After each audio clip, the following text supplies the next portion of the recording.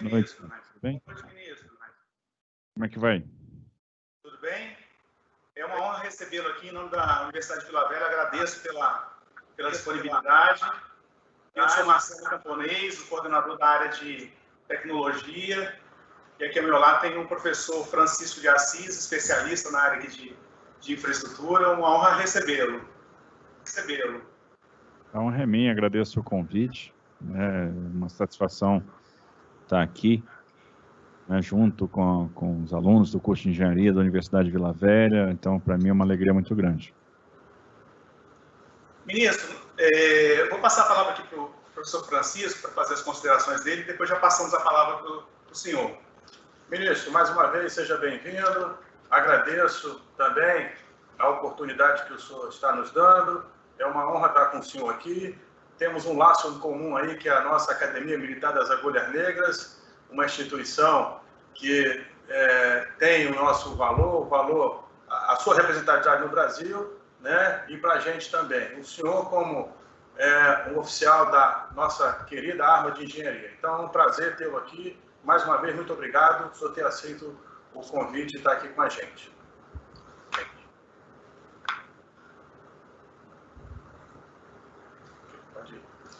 Ministro, é muito importante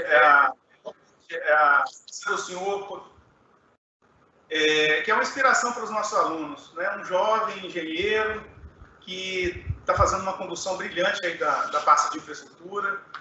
E, assim, a gente tem uma expectativa muito grande de que nossos problemas de infraestrutura estão sendo endereçados e resolvidos. A gente gostaria de passar a palavra para o senhor fazer um overview da infraestrutura do Brasil, o que está acontecendo, como é que estão sendo conduzidos os projetos, para onde, qual é o rumo que o Brasil está tomando. E logo após essa pequena exposição, essa pequena palestra, a gente vai fazer um bate-papo voltado mais para a infraestrutura do Espírito Santo, com perguntas aqui entre eu e o senhor e o professor Francisco.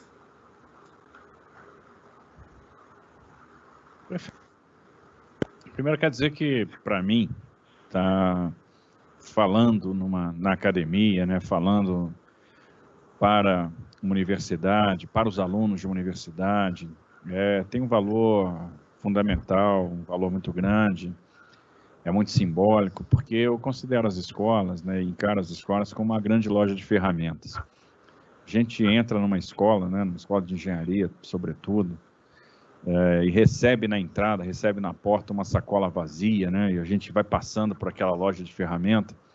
Cada professor, cada mestre, né, nos dá uma ferramenta. E muitas vezes a gente não entende para que serve bem aquela ferramenta. Mas a gente pega aquela ferramenta e coloca na sacola. E cada ano que passa, ou cada dia que passa, a gente recebe uma ferramenta nova e a missão dos mestres é nos dar ferramentas. E a gente vai botando ferramenta na sacola e a sacola vai ficando pesada, cheia de ferramenta. E a gente não entende, né, para que aquelas ferramentas servem. Quando chega lá na frente, a gente se forma, vem a primeira dúvida, né? Será que eu estou pronto? Será que eu estou pronto para o mercado? Será que eu aprendi alguma coisa? Eu digo sempre que eu quando fui fazer engenharia civil no IME, eu procurei o curso de engenharia civil porque eu queria aprender a fazer um canil. E a impressão que eu tinha é que eu terminei o curso de engenharia civil sem saber como é que fazia o canil. Realmente eu não sabia. E aí, será que eu estou pronto para fazer um canil?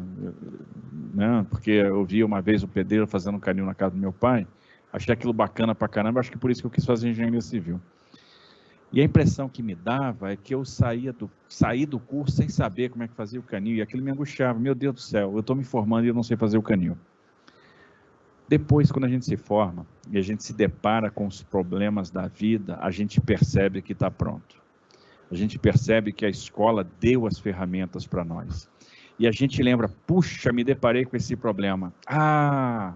Para este problema eu tenho uma ferramenta. Me entregaram uma ferramenta lá na escola.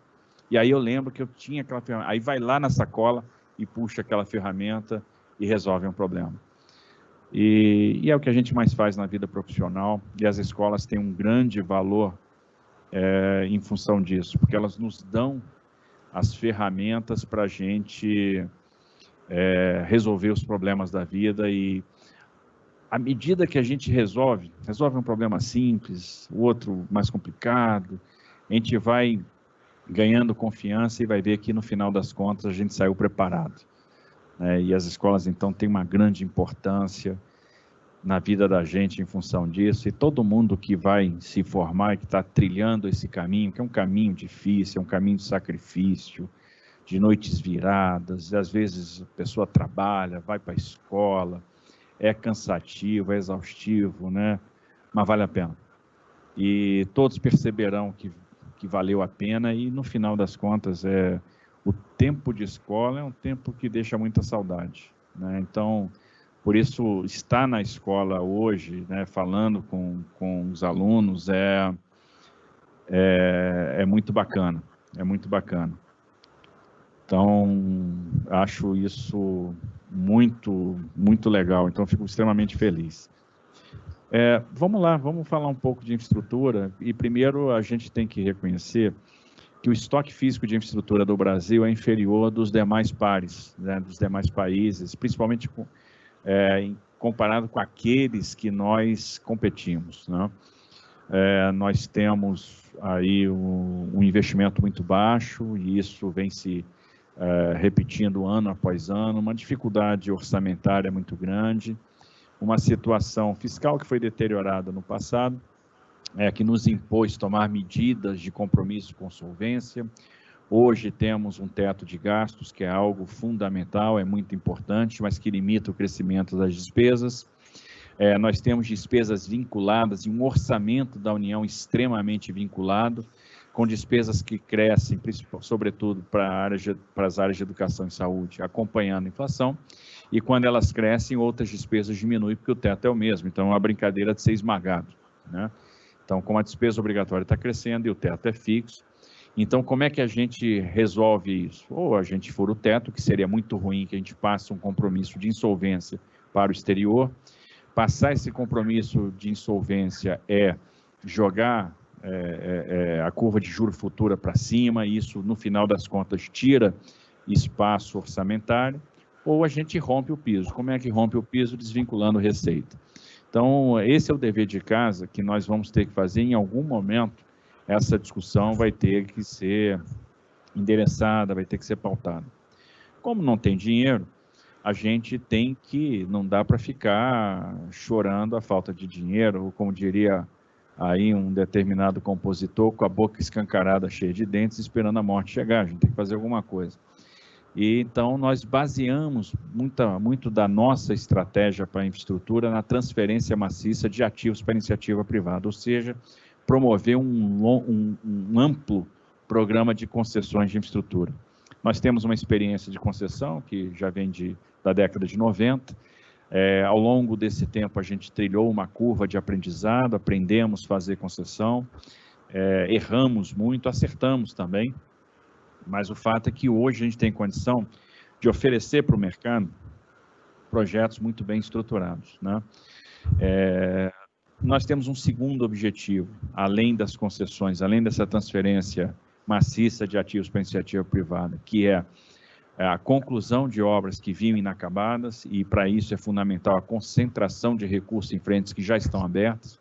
O contrato com fracasso é criar novas frentes de trabalho com pouco dinheiro, ou seja, começar a pulverizar recursos. Se a gente pulveriza recursos, a gente não faz nada que é estrutural, e aí não consegue terminar absolutamente nada, as obras começam a se arrastar, e a obra barata é a obra rápida, né? A partir do momento que as obras começam a se arrastar no tempo, indefinidamente, elas começam a ficar extremamente caras.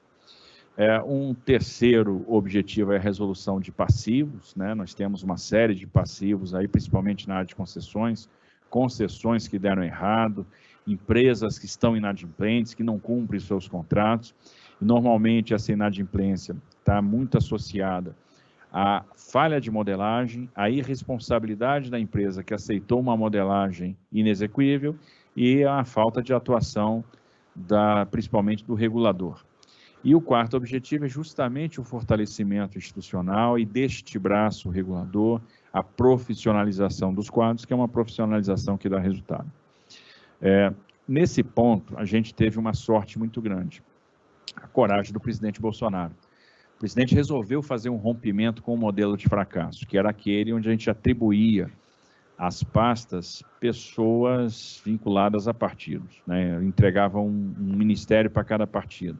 E o partido ia lá e acomodava pessoas, correligionários, em áreas que são extremamente técnicas. E isso não dá certo. Isso se mostrou realmente um modelo de fracasso ao longo do tempo. A gente deixou de fazer muita coisa e o tempo é implacável. Se a gente deixa outros players passam na nossa frente, a gente vai perdendo espaço nessa grande competição global, a gente vai ficando mais atrasado e condenando, então, o nosso país ao subdesenvolvimento, à pobreza. Então, algo tem que ser feito, né? E o presidente foi muito corajoso, porque ele fez esse rompimento. Obviamente, esse rompimento não é fácil, demandou coragem, tem um custo político, ele paga esse preço, obviamente ele paga esse preço, mas isso é legado, e ele se preocupou então em deixar legado. Nos permitiu montar uma equipe técnica, eu tenho um craque em cada uma das áreas, e esses craques nos ajudam então a dar soluções para os principais problemas aí da infraestrutura. Um dos objetivos da política de transportes é o reequilíbrio da matriz de transportes, né? A descarbonização da matriz de transportes. Então, eu preciso ter uma matriz mais eficiente, mais barata, tem que diminuir o custo do Brasil, e o reequilíbrio da matriz vai concorrer para o atingimento desses objetivos. Então, nós estamos priorizando muito outros modos de transporte que não foram priorizados no passado. Muita gente diz o seguinte: o Brasil cometeu um erro histórico, né, que foi investir em rodovia em detrimento das rodovias ou das ferrovias. É muito fácil apontar esse erro agora. Vamos lembrar que o impulso rodoviário começou na década de 30, e naquela época nós tínhamos ferrovias que estavam sofrendo com a quebra da Bolsa, com o crack de 29, eram ferrovias basicamente que atuavam na exportação do café e que começaram a ter prejuízos operacionais e foram encampadas pelo governo. O Brasil dava os seus passos na direção da industrialização e precisava de transporte, e a maneira mais rápida, mais barata de prover transporte naquela época era justamente fazendo rodovia.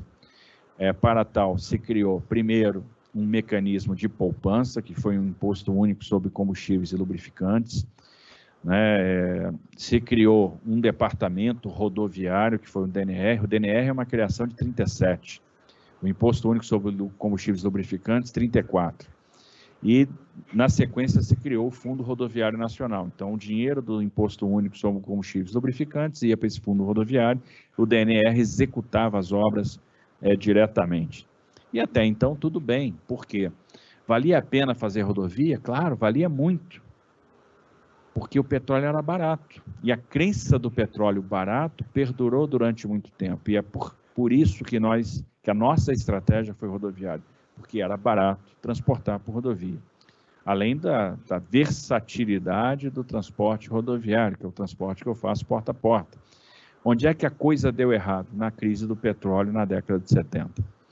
E aí a gente sofreu as consequências da crise do petróleo, tivemos um aumento de endividamento externo, um desvio do fluxo de recursos do Fundo Rodoviário Nacional para outras aplicações, vivemos a falência do modelo desenvolvimentista. Então, e aí a conta chegou. Puxa, temos um sistema de transporte que é ineficiente. A essa altura do campeonato, a rede ferroviária, que resultou da encampação dessas ferrovias privadas, observe que a experiência do Brasil ferroviária começou privada. Nós tivemos um surto de implantação de ferrovias de 1854 a 1913, e basicamente todas as ferrovias eram privadas, porque nós criamos um incentivo sobre o capital investido, né, uma garantia de remuneração, nós tínhamos o aproveitamento dos recursos minerários em faixa de domínio, né, e depois nós criamos um incentivo quilométrico, que no final das contas virou um comportamento oportunista. É por isso que nós temos aí ferrovias extremamente sinuosas, uma desuniformidade de bitolas. Esse exemplo é bastante conhecido do Espírito Santo. A estrada de ferro Vitória-Minas, ela é de 1904, né? Então é dessa época da implantação das ferrovias, né? Enfim, privadas, mas isso acabou sendo encampado pelo Estado. Na década de 80, então, nós tínhamos uma rede ferroviária que respondia por prejuízos muito importantes, e em 90, então, na década de 90, nós tivemos a extinção da rede ferroviária e a concessão da malha ferroviária, da maneira que deu para fazer.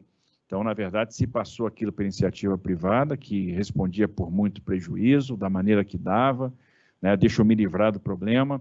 Então, as concessionárias de ferrovia não tinham metas de investimento, elas só precisavam cumprir algumas metas em termos de capacidade de transporte e em termos de segurança. A responsabilidade de investimento ficou com o Estado. E o Estado também com o orçamento depauperado. Então, no final, as concessionárias tiveram que fazer o investimento em alguma medida para manter as suas operações, mesmo isso não sendo uma atribuição contratual. Então, um breve histórico para ver o seguinte: precisamos fazer muito pela infraestrutura, precisamos reequilibrar a matriz, né? E aí nós estamos tratando setor por setor. Eu vou começar um sobrevoo pelo setor aéreo, né? O setor que vinha muito bem e que agora ele vai ter que se reinventar. Nós passamos por uma pandemia. A pandemia, no final das contas, representa a maior crise do setor aéreo da história. A gente teve mais cancelamentos de voos do que na época do atentado do 11 de setembro.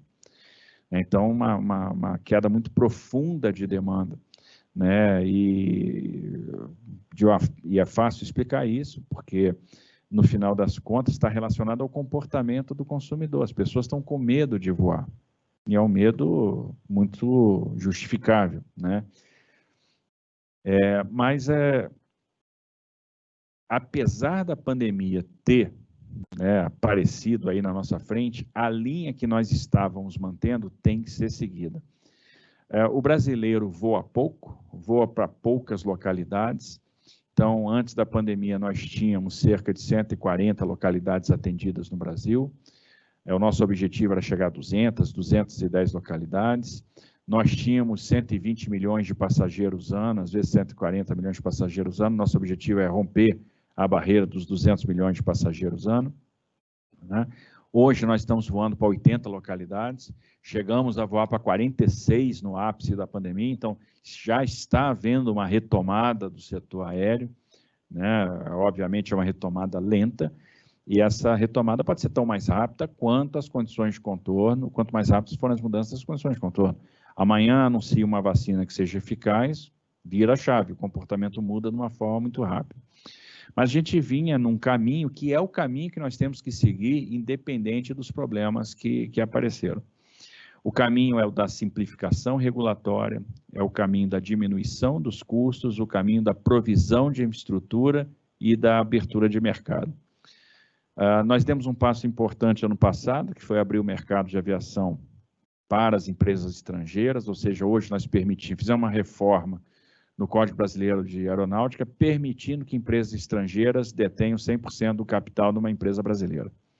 Então, isso a limitação de 20% que nós tínhamos antes era uma barreira de entrada muito importante. Firmamos diversos acordos de céus abertos com países aí do mundo, da União Europeia, Estados Unidos. Fizemos um acordo muito importante com a Argentina, onde a gente aumenta a quantidade de frequências para aquele país todos os anos, né? E estamos trabalhando na melhoria da infraestrutura aeroportuária regional, que vai ser o alimentador da rede Infraero, né, que está sendo transferida para a iniciativa privada. Aí nós temos um mecanismo interessante, que toda vez que a gente faz uma concessão de aeroportos, o recurso entra no Fundo Nacional de Aviação Civil, e esse recurso do Fundo Nacional de Aviação Civil é que garante o investimento nos aeroportos regionais, né? Então, dessa forma, a gente consegue levar a infraestrutura aeroportuária para os locais mais distantes do Brasil. Nós temos uma necessidade de manter, por exemplo, aeroportos do interior da Amazônia funcionando, operando, porque às vezes é o único meio de transporte daquelas populações, é a forma de fazer interconexão com o país e também de conectar o resto da rede, né, de acessar o resto da rede. A provisão da infraestrutura está calcada também no investimento privado. A ideia é que a gente faça 43 leilões de aeroportos até o final do mandato do presidente. Fizemos 12 ano passado com sucesso. Pela primeira vez nós testamos o modelo de blocos, né? Fizemos 12 concessão de 12 ativos com sucesso, um bloco Nordeste, um Sudeste e um Centro-Oeste. Nesse leilão de concessões a gente concedeu o aeroporto de Vitória, que foi entregue para iniciativa privada juntamente com o aeroporto de Macaé. Quem venceu o certame foi uma operadora da Suíça, foi a Zurich, né? Então, hoje a Zurich opera o aeroporto de Vitória. A gente tem uma grande expectativa com relação ao trabalho que ela vai desenvolver, né? Mas nós vamos seguir. Nós temos, então, 22 aeroportos que devemos conceder para iniciativa privada no início do ano que vem, no primeiro trimestre. São aeroportos do Bloco Norte, então nós vamos ter... Cada bloco é ancorado por um aeroporto, né? Então, no caso do Bloco Norte, o aeroporto de Manaus é a âncora, né? E aí um movimento muito importante de carga em função da Zona Franca, né? O Bloco Central, que é ancorado pelo aeroporto de Goiânia, e o Bloco Sul, que tem aeroportos importantes, como o de Curitiba, e o de Foz do Iguaçu. Foz do Iguaçu hoje é um dos principais destinos turísticos do Brasil. Então, vão ter 22 aeroportos nessa rodada. Temos 2 relicitações de aeroportos para fazer, que são resoluções de passivos, de problemas do passado, né? Que é o aeroporto de Viracopos, que é um importante terminal de carga, né, no interior de São Paulo. O aeroporto que é um dos aeroportos que mais movimenta carga no Brasil. E também o de São Gonçalo do Amarante, no Rio Grande do Norte. A vantagem é que o investimento nesses aeroportos está feito, né? O CAPEX está feito. O problema dos aeroportos realmente é financeiro, nós não temos lá problemas operacionais, e fazendo, esses aeroportos vão ser transferidos para a iniciativa privada de forma isolada, né, até porque quem vai prover a indenização pelo investimento não amortizado é o novo concessionário, e nós teremos um último bloco que deve acontecer em 2022, com mais de 19 aeroportos, incluindo o aeroporto de Santos Dumont, o aeroporto de Congonhas, né? Então, observe que a gente, de propósito, deixou os aeroportos de maior movimento da Infraero e aqueles que proporcionam maior receita para a empresa, por último, justamente para a gente garantir a solvência da empresa até aí o final. É importante outras medidas, por exemplo, a gente está tentando melhorar a questão de competitividade no que diz respeito à distribuição de combustíveis, né? O querosene de aviação, que a ideia é baixar o preço. Então, existem estruturas de tancagem de dutos para o abastecimento nos principais aeroportos, sobretudo Guarulhos, né, que, no nosso entendimento, já estão amortizados e, de certa forma, essa estrutura acaba sendo uma barreira de entrada para outros players que querem fazer a distribuição e isso eleva o preço dos combustíveis, né? Temos uma importante batalha também para travar no campo tributário. Estamos aí na iminência de discutir uma reforma tributária e o ICMS sobre o querosene de aviação tem um peso enorme.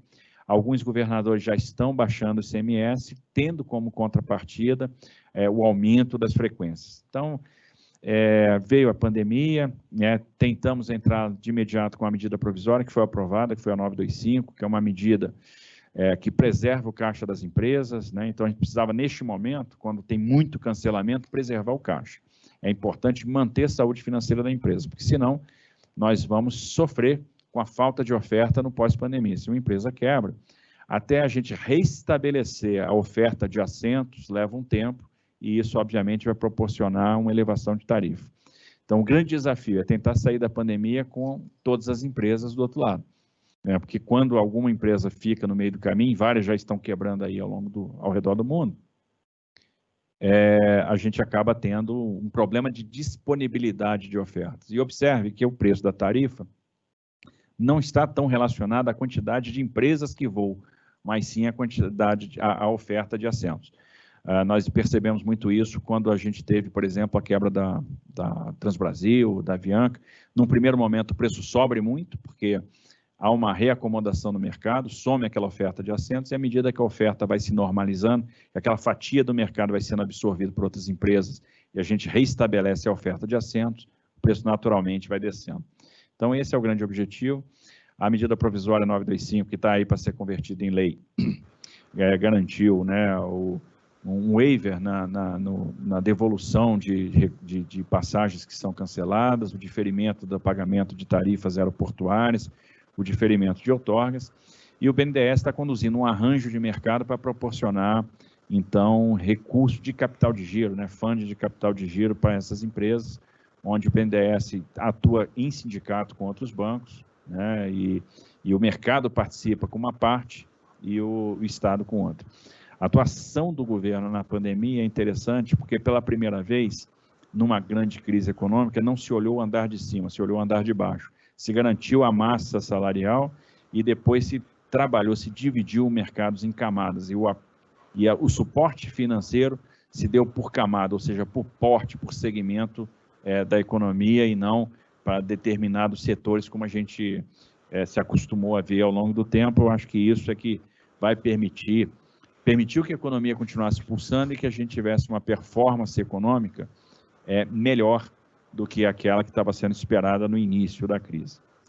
Bom, passando para o setor de portos, nós vamos manter aí os nossos leilões de arrendamentos portuários. Estamos fazendo uma série de leilões de arrendamento portuário, leilões importantes, né, para todos os tipos de terminais, em todos os portos públicos importantes. Então, são leilões de terminais de líquidos, de grãos, de veículos, de fertilizantes, nos principais portos do Brasil. Aqui, Aratu, Vitória, Santos, Paranaguá, enfim. E a gente tem aí nós temos algumas novidades. A primeira, as desestatizações portuárias. Eu acho que esse é o grande passo que vai ser dado agora. Pela primeira vez nós vamos encarar esse assunto. Estamos buscando inspiração no exterior para ver o que foi feito com alguns portos aí ao redor do mundo, né? Então estudamos o que aconteceu no Reino Unido, o que aconteceu na Austrália. Vamos desestatizar os portos e vamos começar a experiência justamente pelo porto do Espírito Santo, pela Docas do Espírito Santo. Estamos definindo o modelo. Em breve, a gente vai colocar uma consulta pública, nós vamos ouvir a sociedade. Em tese, vai ser um modelo em que a gente faz a concessão do ativo portuário e da operação portuária, a gente transfere ativo e operação para um privado e vende a empresa. Então, o ativo portuário continua sendo estatal, a gente faz a concessão da operação como um todo, preserva os contratos de arrendamento, então, dá estabilidade, segurança jurídica para quem já tinha firmado o contrato lá atrás e vende a empresa, que a empresa é o passivo. A empresa é o passivo, né? O ativo realmente é a operação. É um modelo bastante parecido com o setor elétrico, né? Onde foram feitas as concessões do serviço de distribuição com venda da distribuidora da Eletrobras. Então, é algo semelhante o que nós vamos fazer no setor portuário. Obviamente, para alguns portos, a gente tem que fazer ajuste de balanço, né, resolver problemas de inadimplemento. Para todos, nós estamos tratando a questão do fundo de pensão dos portuários. No Porto de Santos, em particular, a gente está clusterizando o porto, né, então tem um novo PDZ, que vai proporcionar um aumento muito grande da movimentação, então a gente sai de uma capacidade de 160 milhões de toneladas para 240 milhões de toneladas, né? E a vinda da iniciativa privada, ela atua direto na governança. Ela melhora a governança, ela traz investimento, ela traz flexibilidade. Isso é fundamental, porque os portos organizados públicos começaram a perder espaço no Brasil para os terminais privados. Nós tivemos dois grandes movimentos no setor portuário, né? Um em 93, que foi o advento dos terminais privados, dos contratos de adesão para terminais privados, e um segundo, que veio em 2013 com a possibilidade desses terminais privados movimentarem carga de terceiro. Moral da história, é muito mais flexível e muito mais rápido botar na rua um investimento privado, um terminal privado. E o fato é que, hoje, 2/3 da carga movimentada no Brasil é movimentada em terminais privados. Então, eles superaram em muito os terminais públicos. E é óbvio que isso trouxe uma grande eficiência para o setor portuário. né, muito investimento em termos de equipamento, em termos de tecnologia. Temos hoje terminais extremamente eficientes e vamos aliar essa capacidade portuária com uma capacidade de transporte dentro do porto, né, dentro da área portuária, com pera ferroviária, feixe ferroviário atendendo os terminais, para automatizar cada vez mais a operação portuária. Então, isso vai ser um grande legado, uma grande revolução. Observem que nós somos o governo que mais fez arrendamentos portuários até aqui, fizemos 13 leilões de arrendamento em um ano. Agora a gente retoma os leilões, em agosto a gente faz 3 leilões, um de GNL lá no Pará, né? Então esse é um terminal de regasificação de GNL associado a um empreendimento de térmica, e mais 2 leilões de celulose lá no Porto Santos. Né, tivemos agora recentemente, ontem, né, mas a autorização do TCU para fazer mais 2 terminais de granéis sólidos no Porto de Aratu, na Bahia. Então, a gente já está se encaminhando para fazer 5 leilões, mas 13 em um ano, né, vamos fazer mais 11, provavelmente, agora aqui em 2020, quer dizer, estamos falando de 24 arrendamentos em 2 anos. No mesmo período de tempo, agora, nós assinamos 59 contratos de adesão para terminais privados, com quase 4 bilhões de reais de investimento assegurado. Então, observe que há uma agilidade no terminal privado. Não é por outra razão que, na medida provisória 945, que tratou do setor portuário para a pandemia, nós fizemos ajustes na forma de fazer arrendamento, justamente para dar mais agilidade, já que garantir investimento vai ser fundamental, né, no pós-pandemia, né, principalmente para conseguir garantir o emprego, né? Então, a medida 945 foi outra medida de pandemia para garantir o funcionamento dos portos na pandemia.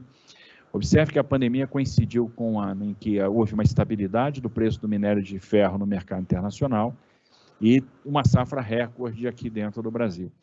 Então, nós conseguimos superar a pandemia, isso é uma vitória silenciosa do governo Bolsonaro, mantendo a logística funcionando. E os portos funcionaram, nós tivemos essa medida provisória onde nós fizemos o afastamento de trabalhadores vulneráveis, portadores de doenças crônicas, com garantia de renda mínima, e essa renda mínima assegurada pelos operadores portuários, ou seja, e operadores esses que vão ter os contratos reequilibrados por desconto de tarifa. Então, a gente garante a renda mínima, obviamente essa conta fica com a autoridade portuária, mas a gente não onerou o tesouro. Então, e superamos a crise no que diz respeito ao setor portuário, com os portos funcionando. Na crise, nós não tivemos desabastecimento, então a logística funcionou, que é uma coisa muito importante. Se envolveu muita articulação com os estados para ajustes nos decretos de fechamento, para que a gente tivesse, então, o transporte e as estruturas necessárias ao funcionamento do transporte funcionando. E enfrentamos a crise sem faltar o alimento na prateleira, sem faltar o combustível no posto, sem faltar o gás de cozinha. Isso é uma vitória muito importante, porque imagine a gente combinar o combate ao vírus com aquele desabastecimento que nós vimos por ocasião da greve dos caminhoneiros lá em 2018. Seria um negócio terrível, e atuamos de forma muito forte, né, seguindo uma determinação do presidente, para que nós não tivéssemos um problema aí com o abastecimento. No setor rodoviário, nós vamos trabalhar bastante também. Então, observe que o Brasil fez em 25 anos de concessão, desde a década de 90, nós fizemos 10 mil quilômetros de concessões de rodovias federais. A gente pretende fazer, e estamos caminhando bem para isso, a gente já tem mais ou menos 8 mil quilômetros de projetos estruturados, né, ou em consulta pública, ou já no TCU, prestes para ser publicado edital, enfim. Mas a gente pretende fazer 18 mil quilômetros em 2 anos e meio, né? É possível? Totalmente possível. Só no Paraná serão 3.800 quilômetros, o estudo está indo para a consulta pública agora. Nós vamos ter Nova Dutra, nós vamos ter CRT, nós vamos ter a 040, né, a ligação de Brasília para o Rio de Janeiro. Nós vamos ter rodovias importantes para o agronegócio, rodovias no Nordeste, em todas as regiões do Brasil, né, enfim.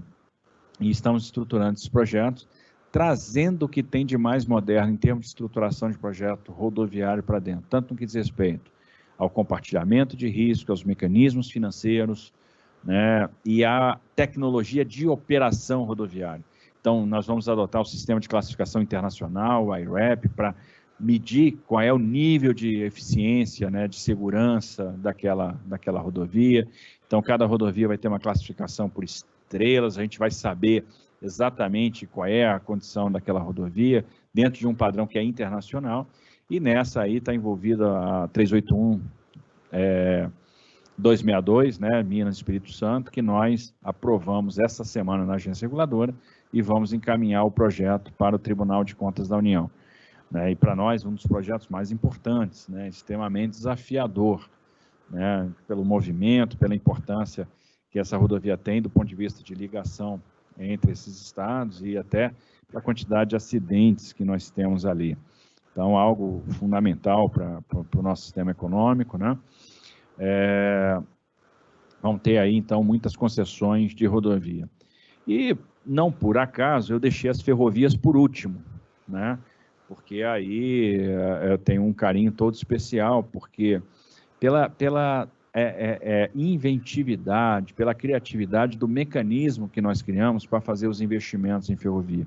Não tem dinheiro, havia o interesse das concessionárias de ferrovia em fazer a prorrogação antecipada dos seus contratos, isso porque, para manter a operação, elas querem fazer investimento, mas precisam de tempo para amortizar o capital, né? Precisam de bastante tempo, então fizeram esses pleitos de prorrogação antecipada e, obviamente, pela exploração do ativo por mais alguns anos, elas teriam, né, que pagar uma remuneração ao Estado, uma outorga pela utilização daquele ativo. E nós estamos utilizando essa outorga para fazer investimento em ferrovia. Então, o caso da Vitória Minas. Por exemplo, nós vamos ter a outorga da Vitória Minas e com essa outorga vamos fazer o ramal Cariacica-Anchieta. A Vale constrói o ramal, vence o risco de engenharia. Isso é importante que a gente começa a jogar minério de novo no Porto de Ubu, que está lá com uma capacidade ociosa. A gente constrói a ferrovia de integração do Centro-Oeste, então a gente liga o Vale do Araguaia no Mato Grosso, a ferrovia Norte-Sul, né? Então é uma importante ferrovia, Greenfield, que nasce. E quando essa ferrovia então é construída pela Vale, entrega ao Estado. E o que a gente faz? A gente licita a operação. Seria inviável fazer a FICO, né, como concessão precedida de obra, por ter valor presente líquido negativo. A partir do momento que eu faço isso, eu viro o VPL passa a ser positivo, eu licito a operação e vou oferir uma nova outorga. Então, é uma maneira de eu fazer ferrovia e ainda ganhar dinheiro. E aí eu pego essa outorga, ou eu faço um novo investimento ferroviário, ou eu coloco essa outorga no Tesouro.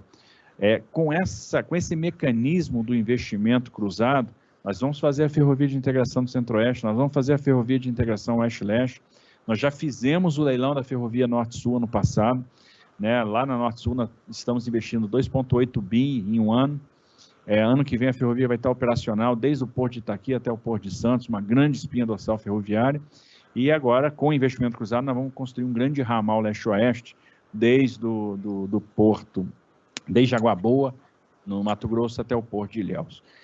Do que a gente está falando? No final das contas, de criar para o produtor de Tocantins, de Goiás, do oeste da Bahia e do Mato Grosso, 3 opções de acesso ferroviário a portos marítimos diferentes. Então, a gente está atuando na oferta e, obviamente, quando a gente atua na oferta, a gente disponibiliza muita oferta, a gente está reduzindo frete, porque o concessionário vai ter interesse em capturar essa carga e vai baixar o preço. Vamos fazer um investimento grande na prorrogação da Malha Paulista, são 6 bi que vão ser investidos nos próximos 5 anos, a gente vai chegar numa capacidade lá de 105 milhões de toneladas de carga, 110 milhões de toneladas, então a gente começa a criar disponibilidade de oferta. Estamos discutindo com investidores do mundo inteiro hoje o projeto da Ferrogrão, que é uma ferrovia que vai ligar Sinop, o norte do Mato Grosso, o meio norte do Mato Grosso até os portos do Arco Norte, do Miritituba. O Arco Norte é algo que tem que ser explorado, porque proporciona um reequilíbrio, né, um redesenho na nossa equação. Observe que antigamente a gente pegava o paralelo 16 graus, que passa ali na Bahia, e a gente produzia, né, 85% ao norte do paralelo 16 e exportava 85% da nossa produção ao sul do paralelo 16. O que a gente está fazendo é reequilibrar isso, além de reequilibrar a matriz. Com tudo que nós vamos fazer em ferrovia, nós vamos sair de uma participação no modo ferroviário na matriz da casa dos 15% para 30%, ou seja, nós vamos dobrar a participação no modo ferroviário na matriz em 8 anos. E fora isso, a gente vai vir com os investimentos em hidrovia, né, com derrocamento do Pedral do Lourenço, para deixar perene a hidrovia do Tocantins, derrocamento do Pedral lá no Tietê, que tem um nome impronunciável, eu não consigo pronunciar, Ava, não sei o quê, mas enfim, é o nome do Pedral, eu não consigo falar. Se eu ler, eu até consigo, mas eu não estou com cola aqui, então eu não sei o nome do Pedral lá do Tietê. Mas é um Pedral importante também. Nós temos um investimento na hidrovia do Paraguai, tem dragagem na hidrovia do Madeira, e o projeto de cabotagem. Projeto de cabotagem interessantíssimo, porque ele age no regime de afretamento. Então, ele permite afretamentos de forma simplificada, com ou sem lastro de bandeira nacional. Ele flexibiliza as regras de afretamento, a casco nu, afretamentos por tempo, de maneira que a gente possa também aumentar a oferta de embarcações. A ideia é aumentar em 40% até 2022. Isso vai incrementar muito a nossa navegação de cabotagem. E uma provocação que eu tenho feito aos governos dos estados é o seguinte: vamos discutir o ICMS sobre o bunker das embarcações, sobre o combustível da embarcação, porque quando a gente percebe, os governadores vão ver que eles podem zerar o ICMS. É uma coisa que pesa na venda do combustível, no preço do combustível, mas em termos de receita tributária para os estados, é insignificante. Então, esse passo pode ser dado tranquilamente, e quando a gente leva isso para os governadores, eles ficam seduzidos e percebem o seguinte: puxa, eu posso abrir mão desse tributo mesmo. Eu impulsiono, transformo o meu porto num hub de abastecimento e, em termos de receita orçamentária, de receita tributária, eu não estou perdendo grande coisa. Isso representa 0,0 alguma coisa por cento das receitas tributárias dos estados. Então, não faz o menor sentido manter cobrança de ICMS sobre o bunker da navegação. Então, né, mais ou menos aí nessa linha, né, nós vamos caminhar. Estamos integrando ferrovias. É bom dizer que tudo que está sendo planejado nasce de um plano. Os projetos não são escolhidos ao acaso. Por que a gente decidiu fazer ferrovia de integração do Centro-Oeste? Porque quando a gente hierarquizou 16 projetos ferroviários no Brasil, ela é o que tinha melhor relação investimento versus demanda, melhor relação investimento versus taxa de retorno, melhor relação retorno econômico versus social. Os projetos eles estão nascendo do Plano Nacional de Logística, que é um plano matemático. A gente tem uma modelagem, mapeou todas as origens de destinos aqui de carga no Brasil. Então, a gente aplica os modelos econométricos para saber como é que a economia vai se comportar, analisando, portanto, o problema do ponto de vista da demanda. A gente confronta isso com a oferta de transportes, né, para verificar onde é que estão os gargalos e qual é a nossa necessidade de investimento, para depois decidir se ali cabe o investimento privado ou se o investimento terá que ser público. Então, todos os projetos estão nascendo de um plano de longo prazo que foi submetido ao Conselho Nacional de Integração de Política de Transporte. E isso, de certa forma, nos mostra o seguinte: eu me acostumei a ouvir, e já até escrevi sobre isso, no Brasil falta planejamento. A palavra planejamento é doce, todo mundo fala, né? No Brasil falta planejamento, nós não sabemos, tal. Falta não falta não.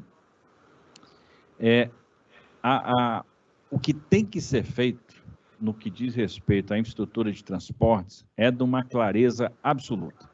Eu não tenho dificuldade de listar aqui de cabeça quais são os grandes empreendimentos e quais são os principais projetos de infraestrutura do Brasil no que diz respeito à logística e que vão gerar repercussão imediata e reduzir custo do Brasil. A grande questão que a gente tem que colocar em debate é por que nós não conseguimos fazer. Então, não falta plano, falta capacidade de execução. A gente sabe exatamente o que tem que fazer, a gente não consegue fazer. porque nós temos um sistema cheio de impedâncias, né? Cheio de dificuldades, cheio de amarras. O cara, para fazer infraestrutura no Brasil, tem que ser um herói. Como eu sou um cara velho já, do tempo do Atari, eu digo que fazer infraestrutura no Brasil é jogar pitfall, né? Porque você tem que se equilibrar no tronco, passar por cima do tronco, se mover pelos cipós, atravessar o rio em cima da cabeça dos jacarés, pular a serpente venenosa, para poder chegar do outro lado. Que é impressionante, assim, a quantidade de judicialização, interferência de Tribunal de Contas, e interferência de Ministério Público Federal, interferência de Ministério Público Estadual. É um inferno. É um inferno. Então, é um exercício para pessoas resilientes. A provisão da infraestrutura exige fé, exige resiliência, né? Exige vontade, porque se não tiver, o cara sucumbe no primeiro obstáculo. E talvez, e aí essa é a grande questão, o que a gente precisa fazer para tornar esse exercício mais fácil? Porque a gente gasta muita energia com coisas que a gente não devia gastar, superando obstáculos que às vezes se tornam quase que intransponíveis, de uma forma, né, são as discussões de licenciamento. Quantos anos a gente vai passar discutindo o licenciamento da reserva de Soretama? Né? Tem a reserva biológica, a rodovia já passa pela reserva. Vão querer que a gente faça o quê? Um contorno? Vai ser um tremendo contorno, inviável do ponto de vista de tarifa. Se eu matar os dois acostamentos, transformar o acostamento em faixa, trabalhar com 2 faixas indo, 2 faixas voltando, alargo 1 metro para cada lado, cria uma barreira física no meio, faça um dispositivo de travessia de fauna, acabou. Quantos anos a gente vai levar discutindo para concluir isso? Ou então, o órgão ambiental vai negar de pronto, e nós vamos ficar com aquele segmento da reserva de Soretama com pista simples. Havia a 101 duplicada e aquele segmento com a pista simples. Faz sentido isso? Nenhum. Ainda mais porque a gente pode compensar o que eu vou abrir. Você tem uma obviedade, mas a gente não consegue.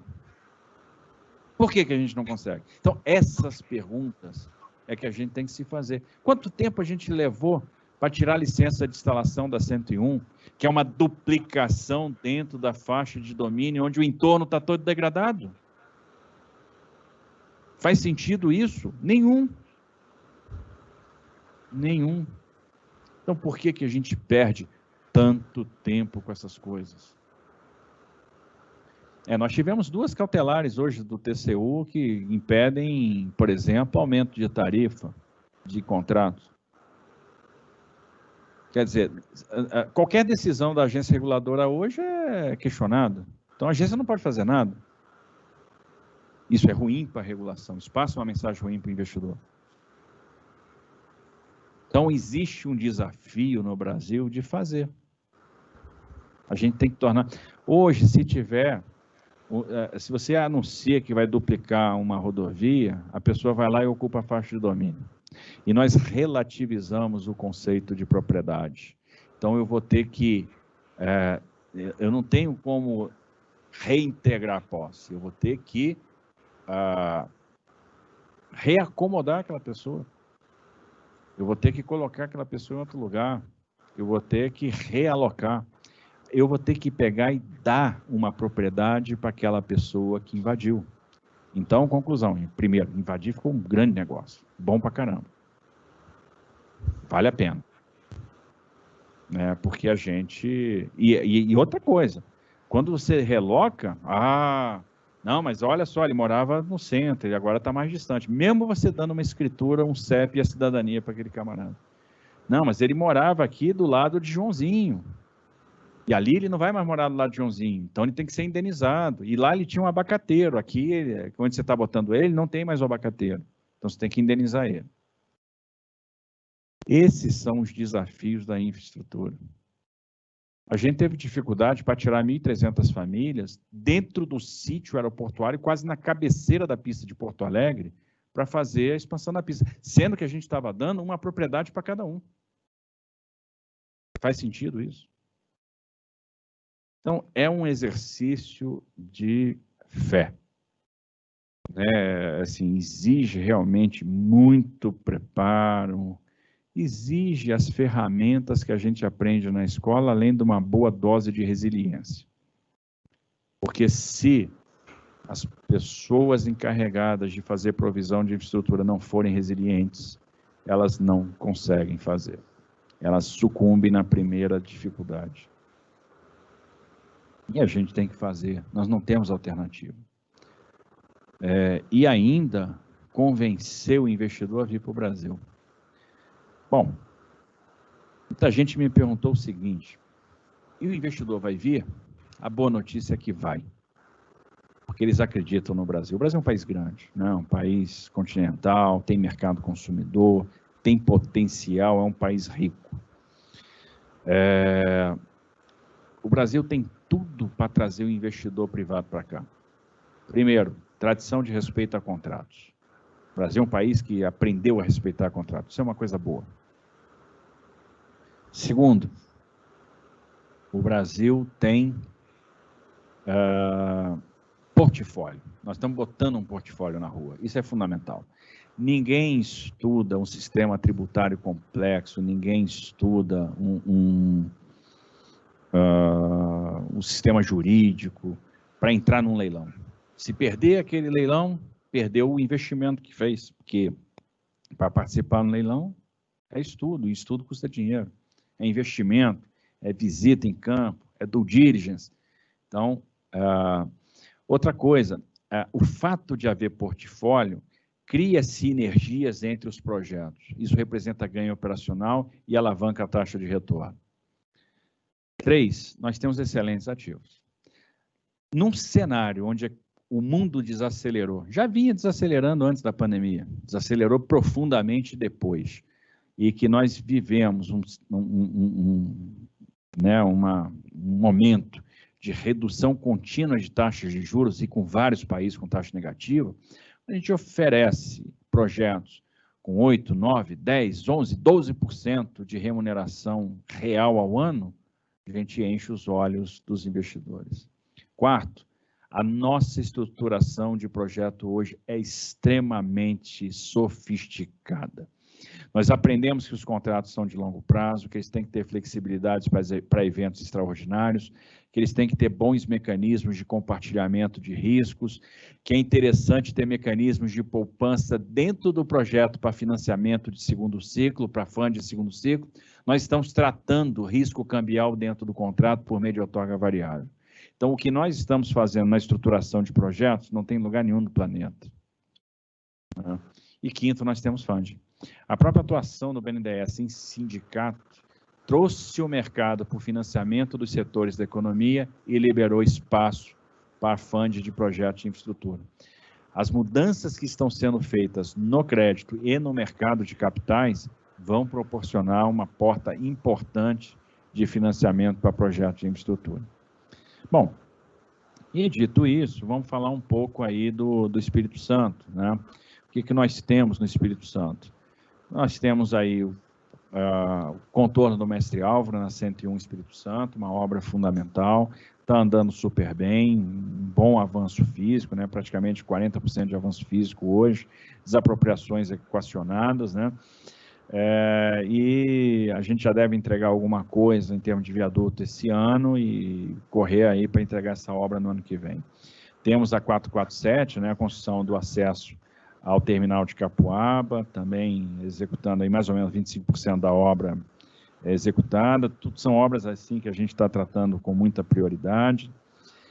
A 262, a duplicação da 262 está entrando na concessão, né? Então vai fazer parte dessa concessão da 262 com a 381, né? Vão ser 672 quilômetros de concessão, dos quais 595 nós vamos duplicar. Estamos trazendo para essa estruturação também o que tem de mais moderno, um tremendo desafio pelos riscos que essa concessão encerra, né, em algumas questões. Temos a duplicação da 101, então a gente vai entregando aí, ano passado nós entregamos 18 quilômetros, né, de duplicação, esse ano a gente está fazendo a duplicação de Viana para Guarapari, são 30 quilômetros com 6 viadutos, a gente já liberou 15, a ideia é agora em agosto liberar mais 9, e iniciar, agora no segundo semestre, a duplicação Guarapari e Anchieta, são mais 22 quilômetros, e correndo aqui para fazer o licenciamento do trecho norte, né, para também começar a fazer a duplicação do trecho norte juntamente com os contornos, né? Existem várias cidades que vão demandar contorno, que é impossível fazer a duplicação por dentro da cidade, né? Ibiraçu é um caso típico, né? Tem os investimentos nos aeroportos regionais, como o de Linhares e Cachoeira do Itapemirim. Estamos tratando a desestatização da Codese, a ideia é que em outubro a gente coloque aí a consulta pública na praça, né? E a ferrovia Cariacica-Anchieta, que a gente tem tudo, por exemplo, para iniciar as obras aí no final do ano que vem, mais tardar início de 22, então a gente entra agora no processo de projeto e licenciamento ambiental, mas recurso garantido, execução privada, isso vai ser importante para Anchieta, sobretudo, né, em função do movimento do minério de ferro que voltará para aquela localidade. Hoje a gente já tem aí uma carteira de mais ou menos 60 bilhões de reais no Tribunal de Contas, até o final do ano a gente deve superar os 100 bilhões, e a gente, e tendo autorização, nós vamos começar a fazer esses leilões. A ideia é que a gente faça leilão para mais de 100 ativos de infraestrutura até o final do governo presidente, contratando 250 bilhões de reais. E com o recurso público que nós temos, que é obviamente bastante limitado, nós vamos fazendo obras públicas, né, e obras ali, primeiro de manutenção dos ativos que nós temos e a conclusão de obras que estão em andamento, né, obras também que são importantes, onde o privado não vai entrar, que tem um efeito multiplicador, uma boa taxa de retorno social, estejam dentro do nosso plano de investimentos em infraestrutura. Então, basicamente é isso, e nós começamos falando das ferramentas, né, eu comecei falando que eu fui fazer engenharia porque queria fazer o canil. Hoje eu já tive o privilégio de trabalhar em estrada, ferrovia, aeroporto, gasoduto, mas nunca fiz um canil. Então, ainda não sei se eu sei fazer um canil. Gente, era isso, e aí me coloco aí à disposição, todos vocês. Ministro, gostaria de fazer uma pergunta aqui que envolve a área de pesquisa, as universidades. Nos contratos para exploração, desenvolvimento e produção de petróleo e gás natural, há uma cláusula de investimento em pesquisa, desenvolvimento e inovação, né? Uma cláusula de P&D. Normalmente, nos contratos de concessão, essa cláusula de P&D estabelece que os concessionários devem realizar despesas qualificadas como pesquisa, desenvolvimento, em valor correspondente a 1% da receita bruta da produção dos campos que pagam participação especial. Há algum estudo do Ministério para fomento à pesquisa nesses moldes? Sim, na verdade, isso já existe, né? Então, se a gente pegar os contratos de concessão de rodovia, nós temos um recurso de desenvolvimento tecnológico que é destinado à pesquisa. Hoje, essa pesquisa basicamente tem sido feita pelas concessionárias ou parceria das concessionárias com as universidades, mas acontece o seguinte, é uma poupança de recursos que fica dentro do contrato de concessão, que a concessionária só pode usar com autorização da agência mediante a aprovação de um projeto de pesquisa. Às vezes, elas utilizam esse projeto dentro da própria concessionária, dentro da própria empresa. Eles apresentam, né, submetem projeto de pesquisa, são pesquisas feitas nos próprios laboratórios, mas isso é algo que a gente quer mudar. E começando, então, pelas ferrovias. Nós incluímos, a partir do leilão da Ferrovia Norte-Sul, o recurso de desenvolvimento tecnológico, é uma parte da receita da ferrovia, que vai ter que ser empregada em pesquisa necessariamente. A ideia é construir um grande centro de pesquisa ferroviária, gerida pela Associação Nacional de Transporte Ferroviário, que a gente concentraria recursos de outras concessões ferroviárias no mesmo lugar. A ideia é que a gente faça isso em Anápolis, em Goiás, por um motivo, né, um grande centro concentrador de cargas. Ali a gente tem existência de linha de bitola larga, linha de bitola métrica, nós temos confluência de ferrovias ali naquela região, e inclusive a disponibilização numa área do governo do estado para isso.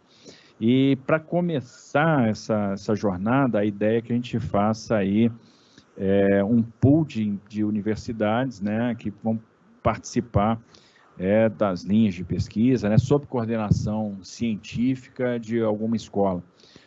Tratei isso recentemente lá no Instituto Militar de Engenharia, para que no início, na largada, o IME fizesse essa coordenação científica. É óbvio que não há uma escola que detenha o estado da arte, a pesquisa ela está pulverizada em várias escolas. Então, cada escola detém uma parte do conhecimento, do know-how, e por isso que a gente tem que congregar várias instituições nesse esforço de pesquisa. O mais importante é que nós estamos garantindo o recurso para a pesquisa dentro desse contrato de concessão.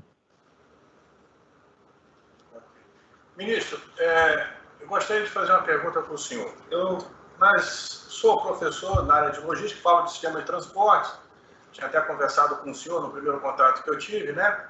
E sempre costumo dizer para os meus alunos o que o senhor sempre fala nas suas palestras, a questão da nossa matriz de transporte, tornar a nossa matriz de transporte mais equilibrada. Quando a gente fala matriz de transporte mais equilibrada, digamos assim, dar mais espaço, principalmente para o modal ferroviário e para o modal aquaviário.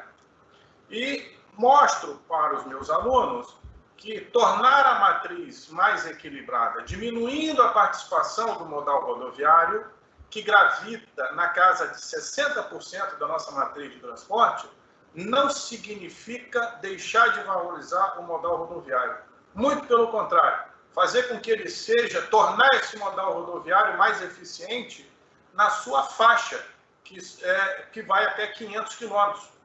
Então, fazer com que ele se torne mais eficiente dentro dessa faixa.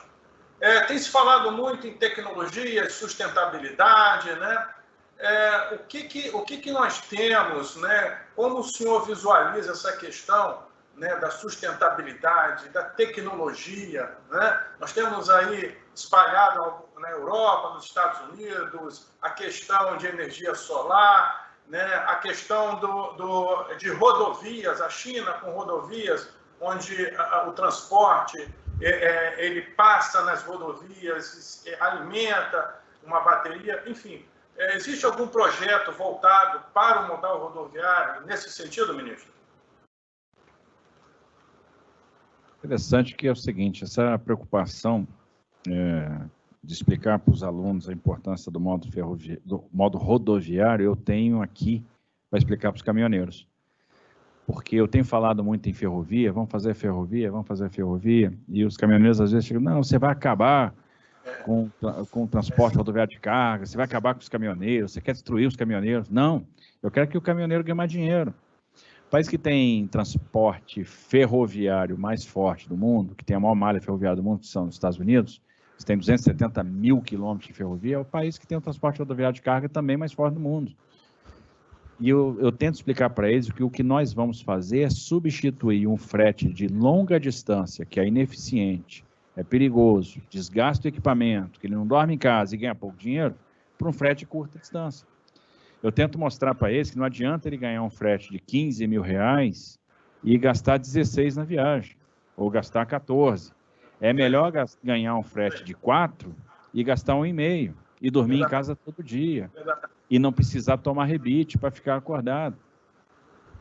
Então, esse é o desafio que nós temos aqui, para mostrar, para realmente conversar com os caminhoneiros, que ter um transporte ferroviário forte, um transporte de cabotagem forte, significa também ter um transporte rodoviário forte, equilibrado, eficiente. Então, esses objetivos eles estão completamente associados. Eu explico isso todos os dias para presidente de sindicato de transportadores de carga, para caminhoneiros autônomos do Brasil inteiro. Todo mundo fala, pô, tá investindo muito em ferrovia, então vai matar o caminhoneiro. Não vai matar não, eu vou dar mais dinheiro para o caminhoneiro. Isso é interessante. E, obviamente, dotando as rodovias, né, tornando as rodovias mais seguras. Existe a preocupação, nós temos um projeto que se chama Inova BR, né, que é justamente trazer tecnologia para as rodovias.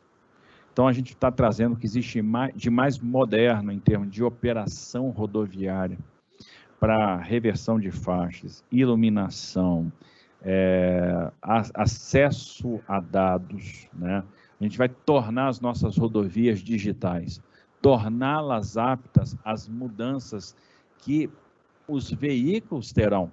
Os veículos estão cada vez mais tecnológicos. Se a gente pegar um caminhão hoje, ele tem mais tecnologia embarcada do que um automóvel. Verdade. Né? Verdade. E vai ser assim cada vez mais. A gente acha que nós temos um carro lá cheio de tecnologia, e o caminhão tem muito mais tecnologia, muito mais. Né? Então, e vai ser cada vez mais dessa forma. Nós vamos ter daqui a pouco uma frota de caminhões movidos a gás. Sem sombra de dúvida. Isso é uma questão de tempo e vai ser muito no curto prazo.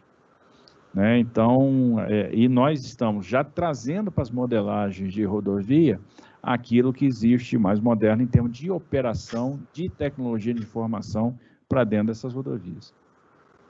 Entendi, ministro. Levando para o modal aquaviário, eu também é um outro assunto que eu falo, a questão dos rodoportos. Rodoportos, temos a China, né, a Europa com seus rodoportos. E às vezes eu vejo discussões no sentido do Brasil ter um rodoporto. Temos 3 portos aí em condições, né, que é o Porto de Rio Grande, o Porto de Santos e o Suape, né, em Pernambuco. Como é que o senhor vê essa questão dessa necessidade? Realmente existe essa necessidade? Enfim, existe projeto de realmente se construir um rodoporto no Brasil para que a gente seja incluído aí nessas principais rotas do rodoporto, né? Que se fala muito nessa questão, porto concentrador, principalmente em função do aumento da capacidade dos navios. Hoje nós temos porta-contêineres aí com 21 mil contêineres, capacidade de carregar 21, 22 mil contêineres, né? Como o senhor vê essa questão do rodoporto? E aí, trazendo para o nosso estado do Espírito Santo, que também, no passado, de volta e meia vem essa discussão, às vezes, né? O senhor vê o Espírito Santo aí como um potencial estado a ser candidato, né, para ter um rodoporto aqui, ministro? Olha, nós temos uma característica diferente. Né, e até essa característica chama a atenção de alguns players estrangeiros. O chinês ele fica intrigado com a nossa característica, com o nosso setor portuário, porque lá eles têm esses portos concentradores, né, Xangai é um grande porto concentrador, e no Brasil a gente tem uma pulverização de portos na costa. Você pega o estado de Santa Catarina, tem 5 portos. 5 portos importantes. Né? E me parece que essa é a vocação portuária brasileira, não me parece que vai fugir disso. Então, nós vamos ter sim uma pulverização. Então, eu tenho terminal de contêineres em Salvador, eu vou ter terminal de contêineres em Suape, eu vou ter terminal de contêineres no Espírito Santo, eu tenho no Espírito Santo, né? É uma operação importante de contêineres, eu tenho no Porto de Santos. Então, essa é a característica portuária brasileira, então... E vai funcionar assim, né? E, obviamente, os portos procurando ser mais competitivos cada vez mais. A desestatização é um fator muito importante para trazer investimento, boa gestão de canal, né? Que a gestão de canal é um problema. Essa boa gestão de canal, ela vai nos proporcionar, no final das contas, um aumento de capacidade, né? Operação de navios 366, né? Então, é isso que vai fazer a diferença. E vejo, sim, no Espírito Santo, um potencial enorme. Tenho acompanhado com bastante entusiasmo a iniciativa da Imetame. Recentemente, autorizamos um investimento que é o Petrocity, em São Mateus. Mas vejo Barra do Riacho com um grande potencial, né? Por ser uma região que nós temos ali retroárea, nós temos...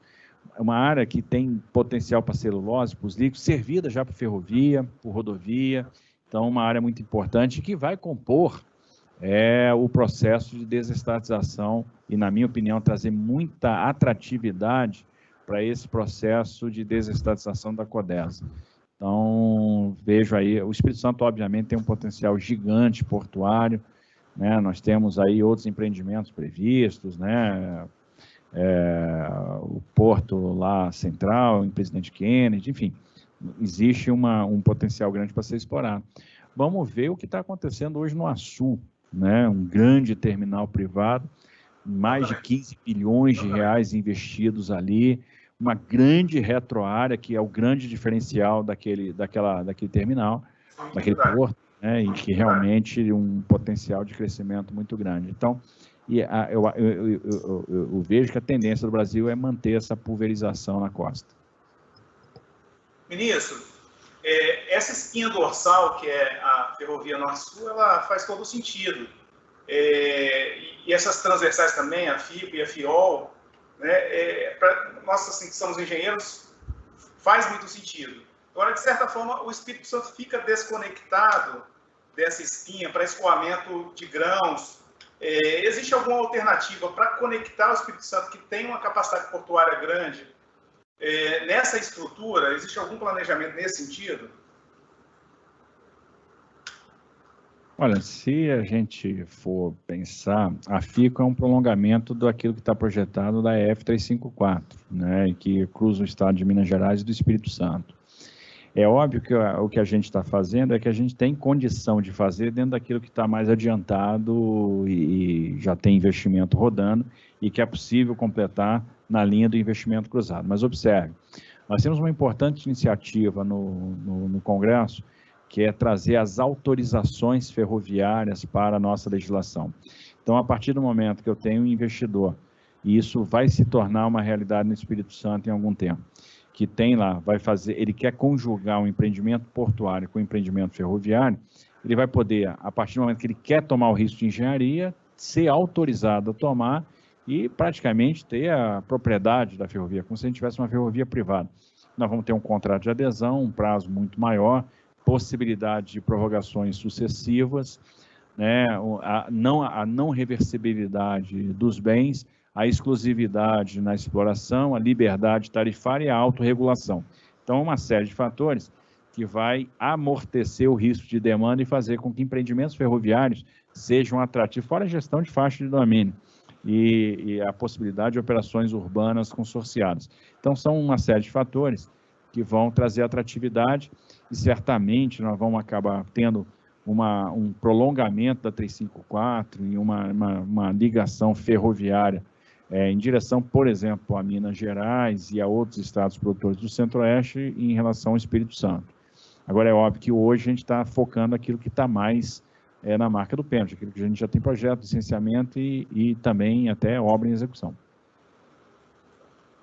Ministro, o nosso Brasil, o senhor sempre fala isso, né? E o senhor acabou de falar agora quando fez referência ao modal aquaviário. E mostrando, fazendo uma comparação, como os chineses, né, lá com a China. Então, nós temos características aqui nossas. E eu concordo, realmente a questão também, assim como o senhor, sou um entusiasta do modal ferroviário e do modal aquaviário. 80% da nossa malha ferroviária, por favor, me corrija se eu estiver errado, bitola métrica. E eu tenho acompanhado as novas ferrovias, né, FICO, FIOL, Norte e Sul, Transnordestinas, enfim. A da Vale lá em cima, né, saindo de Carajás, lá pelo Porto do Maranhão, bitolas largas, né? O senhor tem encontrado, em termos de infraestrutura, né, interligar essas novas ferrovias com essa malha, gravitando aí na casa de 80%, menos, enfim, de bitola métrica. Isso tem sido um gargalo, porque isso vai gerar um transbordo, né? Como o senhor vê essa questão, ou isso não chega a ser nenhum obstáculo? Observe, isso não é um obstáculo em absoluto, tá? Hoje isso não é um problema. A gente consegue compatibilizar perfeitamente, a gente sempre tem a possibilidade de trabalhar com a bitola mista, né? Em fazer ferrovias de bitola larga com uma linha de métrica, né? Nós temos vários segmentos da Transnordestina assim, porque a velha Transnordestina é bitola métrica, a nova Transnordestina é bitola larga, então na nova, né, que está sendo feita a larga, na verdade, ela é mista, né? A gente tem a linha de 1 metro e a de 1,60 m. Os grandes eixos ferroviários do Brasil hoje são todos larga, né? Então, Norte-Sul é larga, Carajás é larga, a FIOL é larga, FICO é larga, Ferrogrão é larga. E hoje nós temos tecnologia de material rodante que permite o desenvolvimento de velocidades, de capacidade de tração, de frenagem, que permitem uma performance bastante interessante. Vamos pegar a própria Vitória Minas, é um caso bastante interessante, que é uma ferrovia de bitola métrica do início do século XX, né, de 1904, como falei, que transporta mais de 100 milhões de toneladas ano. Por quê? Tecnologia de material rodante, tecnologia de operação, e o transbordo não chega a ser nenhum problema hoje, que também a gente faz o transbordo com muita velocidade, né? É impressionante a velocidade hoje com que a gente carrega, descarrega trens, ou carrega, descarrega caminhões, carrega e descarrega navios, né? Então, o transbordo também deixou de ser um ponto crítico. Essa não compatibilidade que nós temos em alguns tramos não é um obstáculo. E quando a gente pensa em integração modal sul-americana, integração com os países, integração regional sul-americana, a gente vai enfrentar esse problema também. Por exemplo, a bitola do Uruguai é uma bitola de 1.4, não é nem métrica nem larga. Então, quando a gente vai fazer a compatibilização com esses outros países, a gente vai também se deparar com isso, mas absolutamente isso não é uma dificuldade hoje.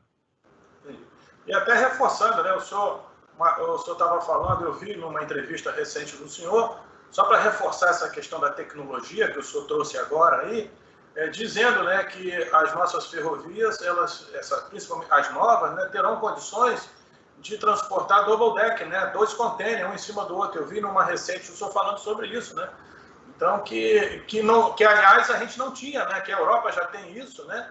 E agora a gente, graças à tecnologia, como o senhor acabou de falar, né, agora mesmo, vamos ter condições de transportar, né, 2 containers um em cima do outro. Isso vai aumentar a nossa capacidade, não é isso, ministro? Capacidade ferroviária, né? Então, no final das contas, é questão de tecnologia de material rodante, né? De vagões plataforma para isso. Sim.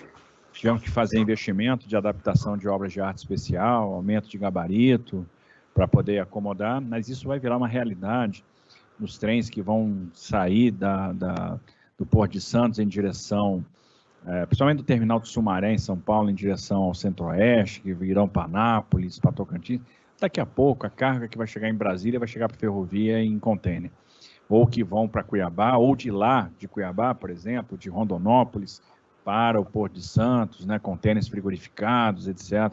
Então, isso vai realmente se tornar uma realidade. E mais, outra coisa que vai se tornar realidade é a operação semiautomática das composições, né? Então, a tecnologia vai estar cada vez mais presente e a gente vai ter cada vez mais automatismo, né, nessa operação ferroviária. Vem aumentando a participação do transporte de carga geral no modal ferroviário. Ele era menor. O primeiro link que se fazia com o modal ferroviário era granéis. Falou em ferroviário, granéis. Hoje já é muito comum, né, também, né, vi o senhor comentando isso daí, e tenho acompanhado em literaturas, o aumento da participação do transporte de carga geral no modal rodoviário, alinhado com o que o senhor acabou de falar aí, né, dizendo que logo, logo Brasília, as cargas vão estar chegando aí pelo modal. Ministro, mais uma vez agradecemos pela gentileza de atender a Universidade de Vila Velha. Muito obrigado, foi uma honra conversar com o senhor. Já deixo aqui um convite para uma oportunidade futura. O senhor está aqui pessoalmente fazendo uma palestra no nosso Cine Teatro. Seria uma honra receber o senhor aqui. Muito obrigado. Ministro, também reforçando as palavras do senhor Marcelo Camponês, mais uma vez, muito obrigado aí, né, desde o começo, quando eu, né, nos primeiros contatos com o senhor, nosso amigo em comum, né, que é o Pacheco, da turma do senhor Diamant, o senhor na primeira vez me recebeu muito bem, agradeço, e é um prazer ter o senhor aqui com a gente, como o professor Marcelo Camponês falou, né, e aguardar o senhor aqui. Pessoal da engenharia, os alunos, o senhor tem feito um trabalho que tem uma admiração muito grande aqui do nosso corpo de docente e discente, e seria um prazer ter o senhor aqui numa palestra, né, abrindo aqui um ano letivo, enfim, ou em qualquer outra oportunidade no Cine Teatro. Será uma honra para a gente, ministro. Honra para a gente. Inclusive, o seu companheiro... A honra vai ser minha. Comanda aqui o 38BI, companheiro de turma do senhor Alves. O Alves. Nosso posto especiais aí. Exatamente. Nosso comandante aí. E grande camarada, né? Então, assim, para mim foi uma alegria, é sempre bom falar, então, com a universidade. Espero que o pessoal aprenda a fazer canil, que foi uma coisa que eu não aprendi nos meus anos de escola, né? Então desejo a melhor sorte daquilo que eu tive, né? E, enfim, mas é sempre legal, é sempre bom, e nós estamos à disposição, e vai ser um prazer muito grande ir aí pessoalmente, né? Assim que for possível, né? Realmente para poder conversar mais de perto aí com os alunos, que eu acho muito legal isso, né? Eu fiz engenharia, hoje eu tenho um filho fazendo engenharia, então isso para nós é um negócio muito bacana. O senhor falou comigo que ele faz engenharia de produção aí na UNB. Eu dou aula na engenharia de produção, sou aula na tecnologia. É isso mesmo. Muito legal. Então é isso, gente. Estamos à disposição aqui. Obrigado aí pela oportunidade. Ok, Luiz. Obrigado. Nós que agradecemos. Obrigado.